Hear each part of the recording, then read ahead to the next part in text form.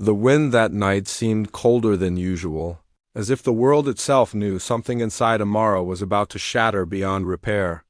She had always believed in the beauty of life, believed that every sunrise held purpose and every laugh stitched broken hearts back together. But that belief came from a time when her family still felt whole, when hope lived in the walls of their home rather than fading into the quiet of late-night arguments and slamming doors. Amara and her brother Ethan had once been inseparable. He was 4 years older but somehow felt like a shield, fashioned specifically for her, someone who stood between the darkness and her fragile light. When she cried, he was there. When she fell, he picked her up. And every night on the rooftop of their old house, they would lie on their backs counting stars, promising to protect each other, promising that no matter how rough life became, they would face it side by side. But life has a way of changing people long before it changes circumstances. Their father's job had always been their stability, a safety net stitched with the security of regular meals in a home full of warmth. When he was laid off unexpectedly, everything changed almost overnight. Their mother's voice rose more often than her smile. Their father shut down silent, ashamed, disappearing into a bottle to drown the weight of disappointment in alcohol. Amara felt the shift immediately, but Ethan felt it deeper. He had always been the quiet one, the observer, the one who tried to solve problems before they became visible. Without telling anyone, he took extra shifts at a grocery store, then at a warehouse on weekends. Sleepless nights turned into dark circles under his eyes. His jokes grew forced. His laughter cracked like broken glass. Amara tried to reach him. She asked questions. She teased him like she used to. She hugged him more often, but every response he gave was rehearsed. A script written to hide the exhaustion that consumed him. He kept brushes of sadness tucked into corners she couldn't see, pretending everything was fine. She believed him because she wanted to. She needed to. At 17, she didn't fully understand how people could drown even while smiling. Ethan knew how to pretend. He had become a master at it. The night that would become the last she ever saw him alive seemed painfully ordinary. They sat together at the kitchen table, sharing a simple meal of reheated rice and vegetables. Their parents weren't home. Another argument had pushed them outside again. The silence between Amara and Ethan felt heavier than the storm clouds gathering outside the window. Ethan watched her in the kind of way that looked like memorizing, like he was trying to etch the shape of her face into memory. She didn't notice. She was scrolling through her phone, complaining about exams, about friends who didn't text back fast enough. With a small, exhausted smile, Ethan reached into his pocket and pulled out a plain white envelope. "This is for you," he said, placing it gently beside her hand. "What's this?" she asked without looking. "Just something I want you to have.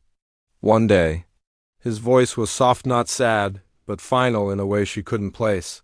She smirked and nudged him lightly. "You're not dying, Ethan. You sound like you're leaving the planet or something." He chuckled. The sound was thin. "Just keep it safe, okay? Open it when you feel like you need to." She rolled her eyes, tossed the envelope onto the counter. Fine. I'll read your dramatic letter someday." He looked at her again with a quiet ache behind his eyes. "Promise me," he said. "I promise," she replied. Not realizing she was making the last promise she would ever keep for him, they went to bed like any other night. The world still spun, their home still stood, and life looked unchanged on the surface. But when morning came, Ethan was no longer in his room. Nor was he in the kitchen, or anywhere nearby. At first, Amara assumed he had left early for work. It wasn't unusual. But when the hours stretched, turning morning into afternoon and then late evening, her heart began to beat in uneven rhythms. Fear crawled up her throat. She called him no answer. She called his workplace. They hadn't seen him all day. She called Leo, Ethan's closest friend, but even he didn't know where Ethan had gone. By the time the police knocked on their door, Amara already knew. The world around her muted into darkness. Voices became muffled noise. She didn't hear her mother scream or her father collapse into a chair, burying his face into shaking hands. Amara felt like she had been sucked out of her own body, watching from above as her family fell apart.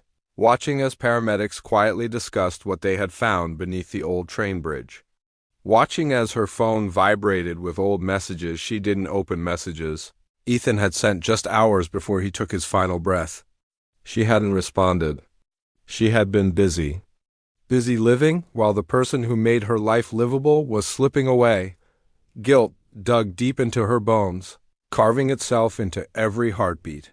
She replayed every moment she had missed, the blank stares, the tired smiles, the quiet cries she now heard echoing through memory. His last gift to her, the letter, remained untouched. She couldn't bear to open it.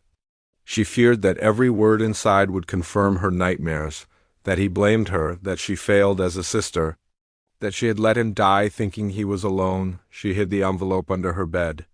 But the weight of it pressed down on her every night like a silent accusation. She saw Ethan in every reflection, heard him in every moment of silence, felt him in every breath she struggled to take. Nights passed with her clutching her pillow, wishing it were him. Days passed where she forced herself to smile around others before collapsing into tears the moment she was alone. She screamed into the darkness, begging for just one more conversation. Just one more chance to save him. Years blurred together, but the pain stayed sharp. She graduated school without him cheering from the crowd. She moved into a small apartment, alone, because she couldn't stand the echoes of his laughter in their family home. Her parents drifted apart, broken by a grief neither could mend. The only constant that remained was the unopened letter, still tucked away, waiting like she was. Waiting for a moment she wasn't sure would ever come. Every so often, she'd take the envelope out and stare at it, heart pounding against her ribs as though trying to burst free. But every time she thought she could finally read it, fear paralyzed her.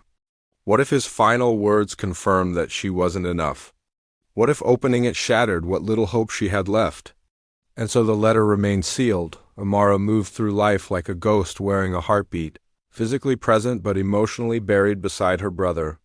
She worked a job she didn't care about. She ate because she had to. She smiled because people expected it. She lived because her body refused to stop breathing, but living and being alive are not the same. And on the night, the wind howled with the same lonely cry she felt inside. She finally decided she couldn't carry her pain any longer. She took the letter with her quivering fingers, clutching the last piece of her brother she still feared. She walked to the cliff where the sea roared below like a hungry emptiness calling her name. The sky was dark, clouds swallowing the stars she once counted with Ethan. Tears streamed down her face as she whispered into the night, "I'm sorry. I can't do this anymore." She closed her eyes, letting the letter slip slowly from her fingertips. Just before it fell into the abyss, a voice desperate and familiar split through the storm. Ayan had loved Mayra for as long as his memory allowed him to feel anything real. She was his childhood, his laughter, his reason to believe that life had something beautiful reserved just for him.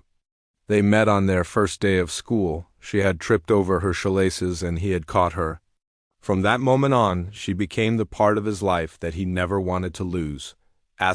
They grew up together. Every small victory, every heartbreak she endured from boys who never truly saw her worth, he was right there, silently loving her a little more each